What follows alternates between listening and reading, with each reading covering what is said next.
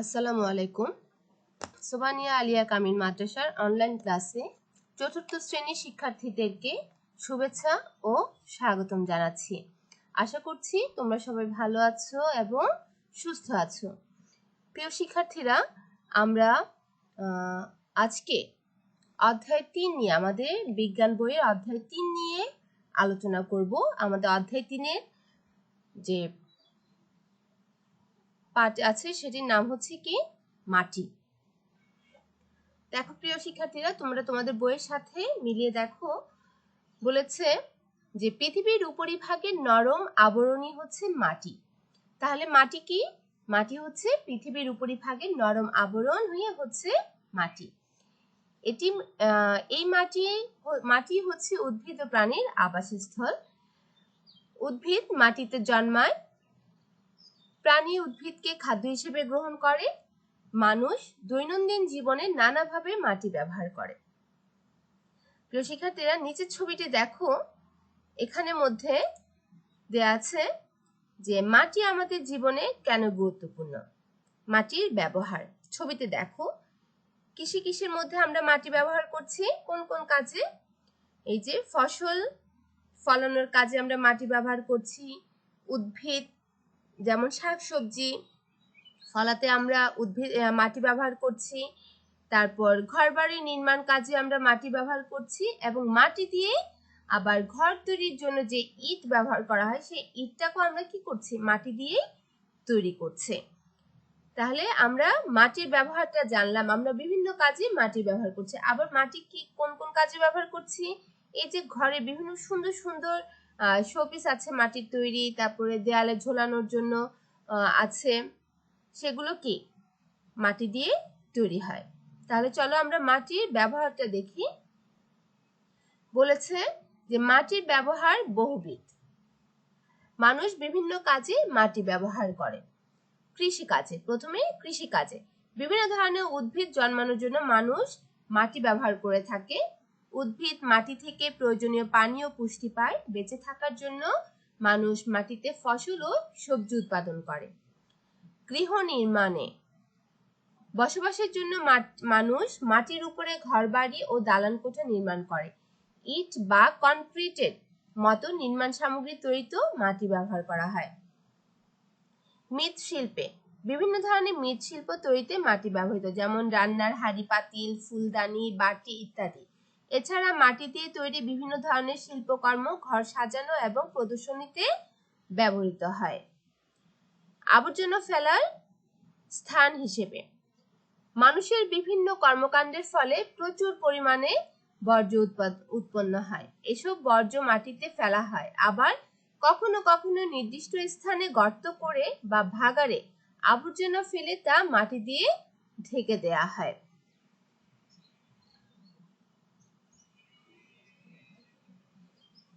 আচ্ছা, তো এই হচ্ছে মাটির ব্যবহার।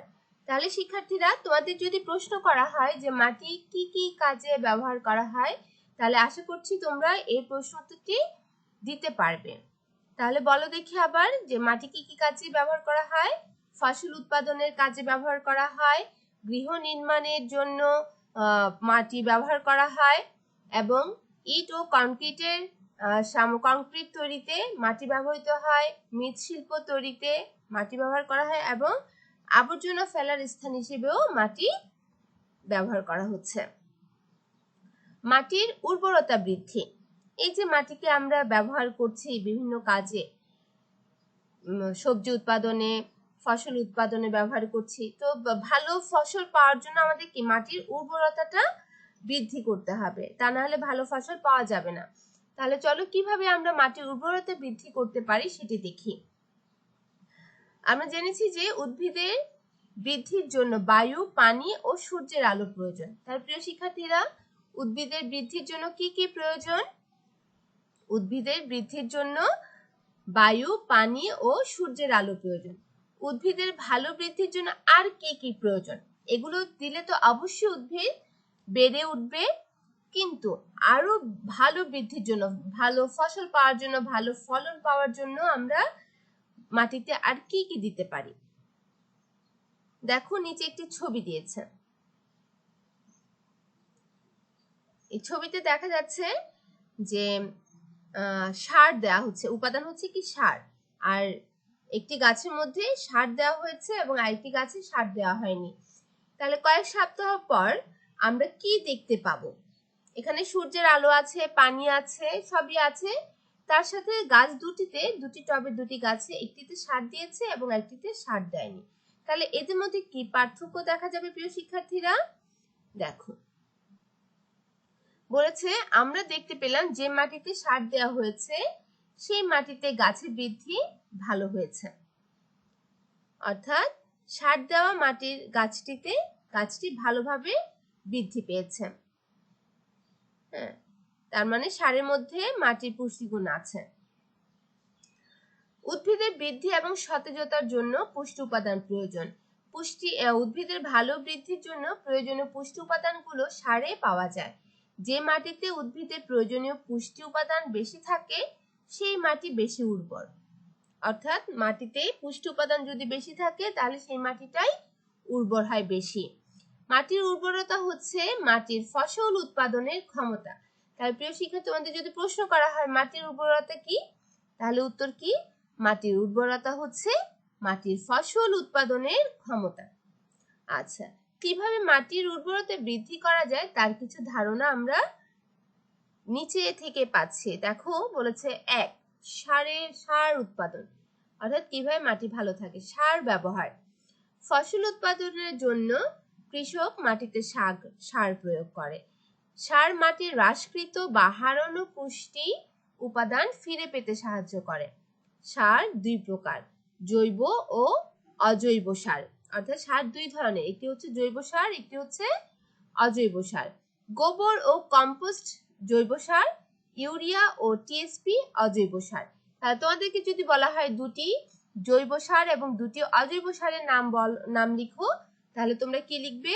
গোবর ও কম্পোস্ট হচ্ছে জৈব সার এবং ইউরিয়া ও টিএসপি হচ্ছে অজৈব সার।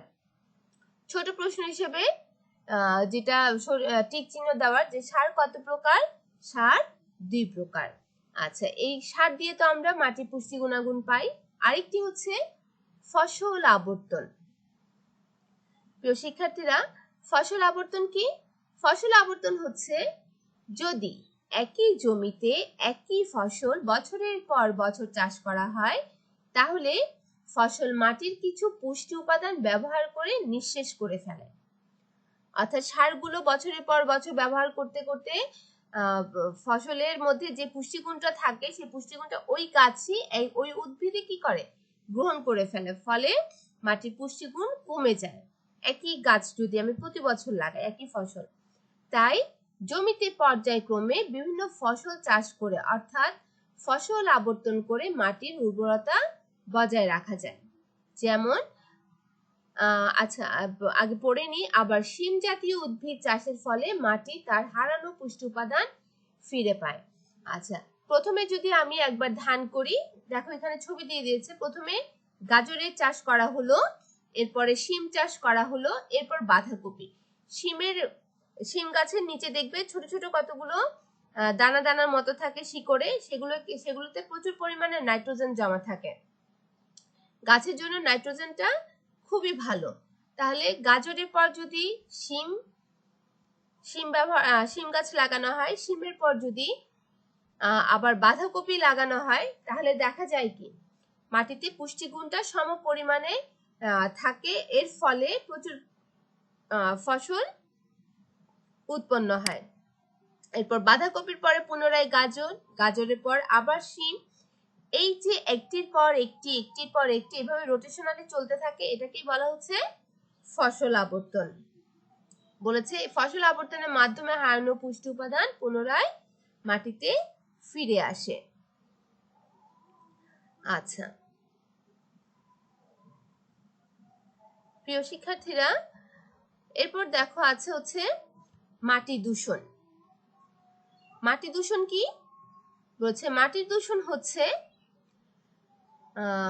আমরা মাটির মধ্যে বিভিন্ন ধরনের আবর্জনা ফেলছি, কলকারখানার ময়লা আবর্জনা ফেলছি, পলিথিন ফেলছি। এই যে ফেলার মধ্যে, ময়লা আবর্জনার মধ্যে দেখা যায় অনেক পলিথিন থাকে, প্লাস্টিকের বোতল থাকে, এগুলো মাটিতে পড়ে কি হয়, যে দেখো মাটিতে পড়ে আছে, এগুলো কিন্তু পচে না।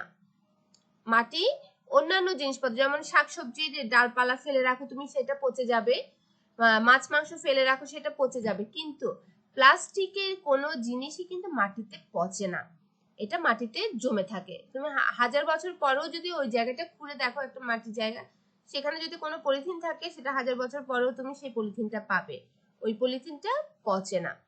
ফলে মাটির মধ্যে যে পুষ্টিগুণটা থাকে সেটা বেশি দিন থাকতে পারে না, ধীরে ধীরে মাটি তার পুষ্টিগুণ হারিয়ে ফেলে। মাটি দূষণ কি? মানুষ প্রত্যক্ষ বা পরোক্ষভাবে বিভিন্ন ক্ষতিকর পদার্থ মাটিতে ফেলে, মাটি দূষিত করে থাকে। মাটি দূষণের কারণ দেখো, কারণ আমি একটু আগে বলেছি, এই যে এখানের মধ্যে যে ময়লা আবর্জনাগুলো পড়েছে, সেই ময়লা আবর্জনাগুলো মাটি দূষণের কারণ। কলকারখানা থেকে এই যে বর্জ্য পদার্থ পড়ছে, কলকারখানার যে পাশে তৈরি করা হয়েছে কলকারখানা, এখান থেকে পানির সাথে মিশে যাচ্ছে, মাটিতে এসে পড়ছে, ফলে মাটি পানিও দূষণ হচ্ছে, মাটিও দূষিত হচ্ছে। এই যে আমরা ময়লা আবর্জনা ফেলেছি, এগুলো তো কি মাটি দূষণ হচ্ছে। তাহলে চলো আমরা একটু ভালো করে দেখি মাটি দূষণ কিভাবে হচ্ছে এবং মাটি দূষণ কিভাবে রোধ করা যায়, এটি কিন্তু তোমরা শিখবে। আচ্ছা, মাটি দূষণটা দেখি। বলেছে মাটি দূষণের কারণ, মানুষের বিভিন্ন কর্মকাণ্ডের কারণে মাটি দূষিত হয়।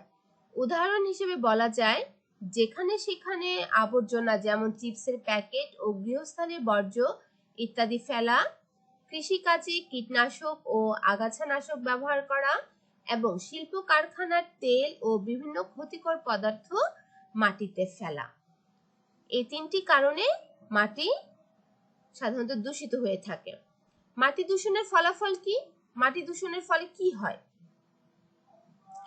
মাটি দূষণ জীবের জন্য অত্যন্ত ক্ষতিকর। মাটি দূষণের ফলে জীবের বাসস্থান ও প্রকৃতি ধ্বংস হয়। এই যে দেখো ধান খেতে কীটনাশক ছড়াচ্ছে, এটার ফলে মাটিতে দূষণ হচ্ছে, মাটিতে যে ছোট ছোট কীটপতঙ্গ গুলো থাকে সেগুলো কি মারা যাচ্ছে, ফলে ওই যে জীবের বাসস্থান ও প্রকৃতি ধ্বংস হচ্ছে। মাটি দূষণ মাটির উৎপাদন ক্ষমতা হ্রাস পায়। দূষিত মাটিতে জন্মানো ফসলে ক্ষতিকর পদার্থ থাকে। মাটি দূষণের ফলে মানুষ ও অন্যান্য প্রাণীর বিভিন্ন রোগ হতে পারে। এগুলো হচ্ছে কি মাটি দূষণের ফলাফল। অর্থাৎ যে মাটিটা দূষিত, সেখানে যদি আমরা কোনো সবজি চাষ করি, সেই মাটির মধ্যে যে রাসায়নিক পদার্থগুলো আছে সেগুলো সবজিতে চলে যাবে, সবজি আমরা খাবো, খেলে সেই কেমিক্যালগুলো আবার আমাদের শরীরে আসবে, ফলে মানুষের এবং অন্যান্য প্রাণীর বিভিন্ন রোগ হয়ে থাকে এগুলো থেকে। আচ্ছা, কি কি উপায়ে মাটি দূষণ রোধ করা যায়? দেখো বলেছে দৈনন্দিন জীবনে কিছু ভালো অভ্যাস গঠনের মাধ্যমে আমরা মাটি দূষণ রোধ করতে পারি, যেমন নির্দিষ্ট স্থানে ময়লা আবর্জনা ফেলা, জিনিসপত্রের ব্যবহার কমানো, পুনর্ব্যবহার এবং রিসাইকেল করা, এবং জমিতে জৈব সার যেমন কম্পোস্ট সার কম্পোস্ট সার যেটা ব্যবহার করা। কম্পোস্ট সার সাধারণত মাটি ময়লা আবর্জনার সংমিশ্রণে কি এই কম্পোস্ট সারটা তৈরি করা হয়। এরপর মাটি সংরক্ষণ, কিভাবে আমরা মাটি সংরক্ষণ করতে পারি এবং কেন করতে হবে মাটি সংরক্ষণ? বলছে মাটি সংরক্ষণ বলতে বোঝায় মাটির ক্ষয় রোধ করা বা মাটির উর্বরতা বজায় রাখা। বায়ু প্রবাহ বা অতিবৃষ্টিতে মাটির উপরের স্তর সরে গিয়ে মাটি ক্ষয় হয়। বৃষ্টি হলে দেখবে যে মাটি উপরের একটা আস্তর সরে যায়, নিচে থেকে নিচে যদি একটা ইট থাকে, ওখানে যদি প্রচুর পরিমাণে মাটি থাকে, এর উপরে যদি আমি কন্টিনিউ পানি ঢালতে থাকি, দেখবে আস্তে আস্তে করে মাটি সরে গিয়ে সেই ইটটা বের হয়ে আসে। এটা কি মাটি ক্ষয়। বলেছে যার ফলে জমি উর্বরতা হারায় এবং মাটির পানি ধারণ ক্ষমতা হ্রাস পায়। উদ্ভিদ শিকড়ের সাহায্যে মাটি আটকে রেখে মাটির ক্ষয় রোধ করে, তাই বৃক্ষরোপণ করে এবং জমিতে ঘাস লাগিয়ে মাটির ক্ষয় রোধ করা যায়। অর্থাৎ আমরা মাটি সংরক্ষণ করতে পারবো। তো প্রিয় শিক্ষার্থীরা, আজকের এই পাঠে থেকে আমরা মাটি কি, মাটি কিভাবে দূষিত হয়, মাটিতে কিভাবে পুষ্টিগুণ আর রক্ষা করা যায়, কিভাবে মাটি সংরক্ষণ করা যায়, মাটি দূষণ কিভাবে রোধ করা যায় তা শিখলাম। তাহলে চলো আজকে আমরা অনুশীলনের মধ্যে কি কি আছে সেটা একটু দেখে নেই। শূন্যস্থান পূরণে প্রথমে আছে ড্যাশ হচ্ছে পৃথিবীর উপরিভাগের নরম আবরণ। প্রিয় শিক্ষার্থীরা, আমরা কিন্তু এটা শিখেছি একটু আগেই। মাটি হচ্ছে পৃথিবীর উপরিভাগের নরম আবরণ। মাটিতে ক্ষতিকর পদার্থ ফেলে মাটি ড্যাশ হয়, কি হয়? দূষিত হয়। কম্পোস্ট একটি কি সার? জৈব সার। গুড। আচ্ছা, এবার সঠিক উত্তর দাও। মাটি দূষণের কারণ কি? যেখানে সেখানে আবর্জনা ফেলা, আবর্জনা কুড়ানো, কম্পোস্ট ব্যবহার করা, রিসাইকেল করা। কোনটি সঠিক? যেখানে সেখানে আবর্জনা ফেলা। ক। মাটিতে পানি কিভাবে মাটির উর্বরতা বজায় রাখা যায়? জমিতে একই ফসল চাষ, ফসল আবর্তন, জমিতে পানি দেয়া, কীটনাশক ছিটানো। কিভাবে আমরা মাটির উর্বরতা বজায় রাখতে পারি? হ্যাঁ প্রিয় শিক্ষার্থীরা, ফসল আবর্তনের মাধ্যমে। আচ্ছা, এবার প্রশ্নগুলো দেখো প্রিয় শিক্ষার্থীরা। আমরা কিন্তু পড়তে পড়তে সব প্রশ্ন উত্তর তোমাদেরকে দেখিয়ে দিয়েছি, বলে দিয়েছি যে কিভাবে কোন কোন প্রশ্নের কিরকম উত্তর হতে পারে। তাহলে প্রথম প্রশ্নটা হচ্ছে আমাদের জীবনে মাটির 5টি ব্যবহার লেখো।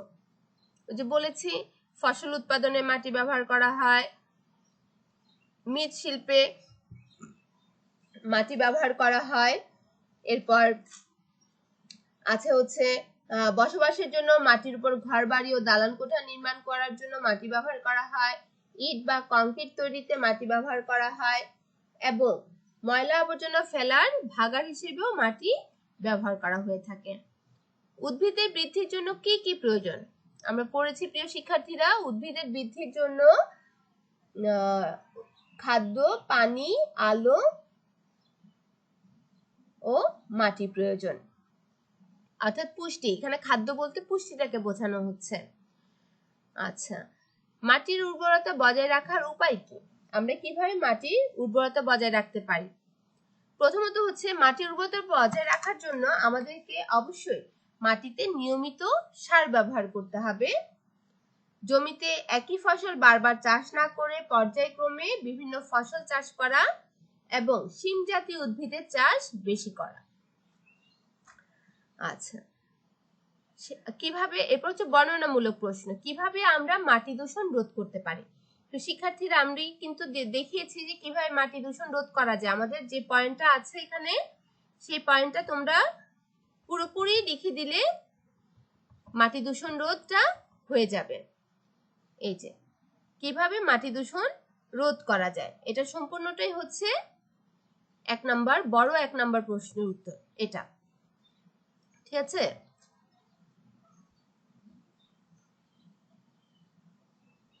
এই যে এটা হচ্ছে 1 নাম্বার প্রশ্ন উত্তর, এখান থেকে এতটুকু। তবে তোমরা এটা নিচে নিচে লিখবে। 1 নাম্বার, বড় 1 নং প্রশ্নের উত্তর এটা। এরপর প্রশ্ন হচ্ছে যে জীবের জন্য মাটি গুরুত্বপূর্ণ কেন? ব্যাখ্যা করো। জীবের জন্য কেন মাটি গুরুত্বপূর্ণ? কারণ জীবের বেঁচে থাকার জন্য মাটি অত্যন্ত গুরুত্বপূর্ণ। কারণ কি? কারণ হচ্ছে মাটি হতে উদ্ভিদ ও প্রাণীর তথা জীবের আবাসস্থল হচ্ছে মাটি। বেঁচে থাকার জন্য খাদ্য প্রয়োজন, তাও আমরা মাটি থেকে পাই। তারপরে হচ্ছে পরোক্ষ মাটিকে জীবের খাদ্য সরবরাহ করতে হয়, এবং মাটি দিয়ে ঘরবাড়ি নির্মাণ করা যায়, নির্মাণ সামগ্রী তৈরি করা যায়, মাটিতে ময়লা ফেলার স্থান হিসেবে ব্যবহার করা যায়। তাই মাটিকে বলতে পারি যে জীবের জন্য অত্যন্ত গুরুত্বপূর্ণ। এরপর হচ্ছে মাটি কিভাবে সংরক্ষণ করা যায়।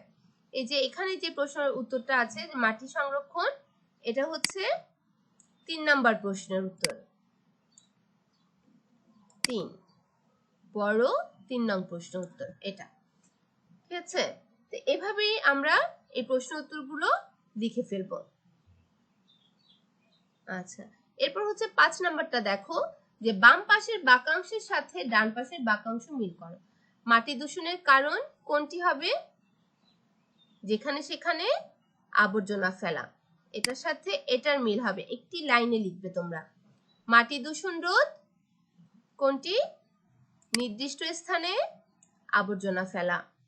মাটির উর্বরতা ফসল আবর্তন। মাটি দূষণের ফলাফল প্রকৃতির ধ্বংস সাধন। এগুলো আমি মিলিয়ে দিয়েছি, তো কিন্তু এগুলো তোমরা একটি লাইনে লিখবে একটু হাইপেন দিয়ে, ঠিক আছে? তাহলে প্রিয় শিক্ষার্থীরা, তোমরা বর্ণনামূলক প্রশ্ন উত্তর 1 এবং 3 নং প্রশ্ন তো এখানে দাগে দিয়েছি, 2 নম্বর প্রশ্ন উত্তরটা সামনে আমি আরো একটু সুন্দর করে সাজিয়ে দিব, ঠিক আছে?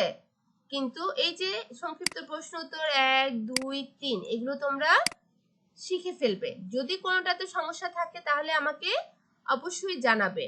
মাটি দূষণের কারণ যেখানে সেখানে আবর্জনা 1 নাম্বারটি, এবং মাটির উর্বরতা বোঝাই হচ্ছে ফসল আবর্তন খ।